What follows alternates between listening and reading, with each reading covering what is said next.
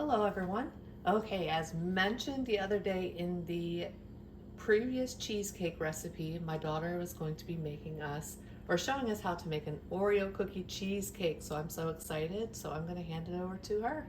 We loved the cinnamon roll one so Yes. much. We downed it in like 3 days. Yeah. So, okay, we're gonna do Oreo cheesecake today. So, what we're gonna need is 5 eggs, room temperature. We're gonna need some butter. I have 2 packages of the regular size, it's like 14-ounce packages of double stuffed Oreos. We're gonna be using about 52 total cookies. I have some dark chocolate melting wafers, heavy cream, vanilla extract, 4 8-ounce containers of cream cheese. Make sure those are softened. Have some whipped cream, that's just gonna be for the top, some granulated sugar, and flour. So we're gonna start off with the crust and we'll be back to show you what to do. Okay, I must say I'm so surprised at how good the cheesecake is, and it's only these ingredients. Like that's it. It's to make not a lot. No, it's crazy. All right, we will be back when we're ready to make the crust. Okay, so we're starting off with the crust. Instead of a graham cracker crust, we're gonna be doing an Oreo crust, obviously. So we have the oven preheated to 350 degrees.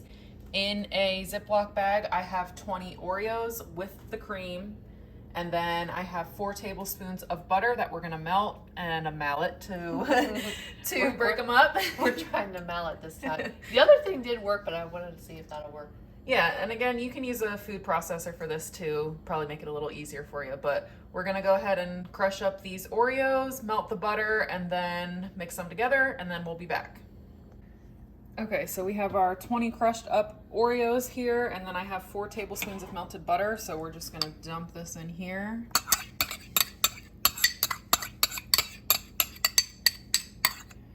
We're gonna mix this up until everything is nice and incorporated, and then we're gonna put it in our pan. So I have the 9-inch springform pan here that I greased with some butter and dusted with flour. So we'll show you what it looks like before we put it in the oven. Okay. Okay, so our crust is in our pan. I would recommend using a metal spoon to smooth it out because it was pretty sticky when I tried to use my hands or like a cup to get it smoothed out. So I would recommend a metal spoon. I tried to bring it up the sides as much as I could. That's as good as it's gonna get. So we're gonna put this in the 350 degree oven for 10 minutes. And then while that's cooking, we're gonna start working on the filling. Okay. Okay, so we just took our crust out of the oven and that's what it's looking like. It smells so good. It does. It smells like brownies. It does. So we're gonna let that cool on a cooling rack while we make our filling. So to start off with that, we have our 4 blocks of softened cream cheese in a bowl. And I'm just gonna use a hand mixer and cream this until it is light and fluffy and you don't see any bumps, and then we will be back. Okay, so our cream cheese is nice and fluffy. So now we're gonna be adding in 1 cup of granulated sugar, as well as 3 tablespoons of flour. So we're gonna pour those right in. That seemed like a lot. And then we're just gonna mix this together for about a minute or so, and then we'll be back to add some more ingredients. Okay, so our sugar and flour are now incorporated. So next we're gonna be adding in 2 teaspoons of vanilla extract and 5 room temperature eggs. Now make sure when you're adding the eggs, you do them one at a time and don't add the next one in until the one you just did is incorporated. So once we have all of the eggs in, we're going to beat that on medium speed for about 5 minutes, and then we will be back. So one question quick. So do you add the vanilla first and then mix it and then start the eggs, or do you do... Yeah, usually I'll add the vanilla in while I'm mixing, and once that looks pretty well mixed in, then I'll start adding the eggs one by one. Okay, sounds good. Then we'll be back. Okay, so our eggs are all mixed in. We beat it for 5 minutes, and now we're going to add 3/4 of a cup of heavy whipping cream. And then we are going to beat this for an additional 2 minutes or so, and then we will be back to add the Oreos and get it in the oven. Okay, so this is what our filling is looking like. Now we have 20 more Oreos in the bag. It's hard to see, but they're in there. So we have 20 in there with the cream. We're gonna go ahead and break these up, not as fine as you would for the graham cracker crust, just into small to medium sized pieces, because then we are going to fold that into our mixture. So we will be back. Okay, so I'm just gonna dump this whole bag in here. Try to get it all out. And then we're just gonna lightly fold that in with a spatula, and then we will come back to show you it in the pan. Okay. Okay, so we are full to the brim yet again. Hopefully we don't leak over. It didn't last time, No. so fingers crossed. So we're gonna put this in a 350-degree oven for 15 minutes. After that 15 minutes is up, you're gonna lower your oven heat down to 200 and leave it in there for another hour and a half. Once that hour and a half is up, you're gonna turn your oven off, leave the oven door closed, and let it sit in there for 30 minutes. After that 30 minutes, you can crack the door and leave it in there for about 10 minutes or so, and then we're gonna let it cool down so that we can put it in the fridge to chill overnight. And it has to be cooled down completely before you put it in the fridge, right? Yeah, you want it as cool as you possibly can, because if you don't, it can cause cracking and condensation and stuff and get a little weird. So you want to try to leave it cool as long as you can before you put it in the fridge. And then you do put saran wrap over it when you put it in the fridge, right? Yep. Loosely or? I do it pretty tight across Okay. so that it's touching the top, just Okay. to try to avoid any condensation. All right, so we'll be back when you pull it out of the oven at the final stage? Yep. Okay. Okay, so this is what it looks like when it comes out of the oven. Just like the last one, there's a little bit of a jiggle to it, which is what you want. So this is still pretty warm to the touch, so I'm gonna let this sit out until it gets to room temperature, and then I'm gonna cover it with saran wrap and put it in the fridge and let it chill until tomorrow, and then we will be back to make the chocolate ganache. Okay guys, so it is the next day. Our cheesecake has been chilling in the fridge for a little over 12 hours now, and we're gonna go ahead and make the chocolate ganache for the top. So here I have 1 cup of heavy whipping cream, and then I have a 10-ounce bag of the Ghirardelli dark chocolate melting wafers.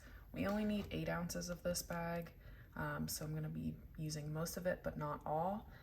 So what I'm gonna do is I have a small saucepan here. I'm gonna put that on medium-low, and I'm going to put the heavy cream in here, and we're going to bring that just to a simmer. You don't wanna boil it, just a light simmer, and then I will be back to show you what that looks like. Okay, so our heavy cream came to a light simmer. And it was what, 180 degrees is what you did it? Yep, for a simmer, anywhere between 180 and 200, so I did it a little bit after 180. And then in the bowl, I have 8 ounces of the dark chocolate wafers, and I'm just gonna try to kind of pour this evenly over everything. Yum. Okay, now you don't want to stir this. We're going to cover it with some plastic wrap. You can use tin foil. And I'm gonna let this sit for 5 minutes, and then we will be back to get it all combined. Okay. Okay, so it's been 5 minutes since we poured the heavy cream onto the chocolate, so I'm going to take the plastic wrap off. And I'm just gonna start to lightly whisk it together. Now you don't wanna whisk it too vigorously because you don't want it to get air bubbles. But as you're whisking, if it starts to look a little bit separated, that's okay. Just keep going, it'll come together. So I'm just gonna lightly whisk all this together until it's nice and smooth, and we'll be back. Okay. Okay, so our ganache is nice and incorporated. Nice. It's nice and glossy. So I'm just gonna let this come to room temperature before we put it on the cheesecake. So we're gonna let this cool down, and then we'll be back to put it on top. Okay. Okay, so we have our cheesecake out of the fridge, and our ganache is at room temperature. So I'm going to attempt to get this on top without making a complete mess. So you just pour it all over the top, right? Not a drizzle. Yep.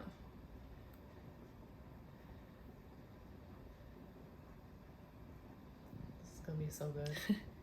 So after you do this, then it has to go back in the fridge for a little bit, right? Yep, after I put this on, I'm gonna let it chill for at least 30 minutes or so in the fridge, just to let the ganache set up a little bit more. So I'm just gonna ladle it on like this, and then I'll do my best to smooth it out. All right, so we'll be back. I guess we'll be back when it's totally done, right? Yep. Because they'll see what it looks like. Yeah. And then we will cut it and give it a taste. Yum. All right, we'll be back. Okay, so this is what our Oreo cheesecake is looking like. Looks delicious. And we're going to plate it up and give it a taste. Okay. Okay, our Oreo cheesecake is done. I didn't want whipped cream or an Oreo on mine, but my daughter made hers pretty. All right, let's give this a taste. I'm so excited.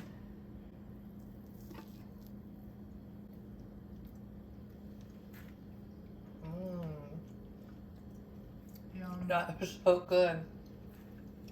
That's delicious. Yum. I don't know which one I like better. I think I like them both the same. I love the chocolate. Yeah. That's delicious. Yeah, they were both really good. I don't know. if They're I both pick really good. either. I don't know, I might like this one just because I like the chocolate. Yeah. But they're both delicious. Mm. What cheesecake are you making us next? I don't know. There's too many options. Red velvet.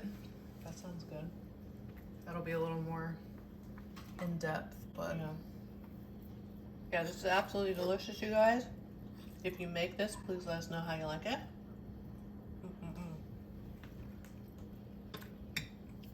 And we hope that you have a great day and a great rest of your week, and we will see you on the next one. Bye, everyone. bye.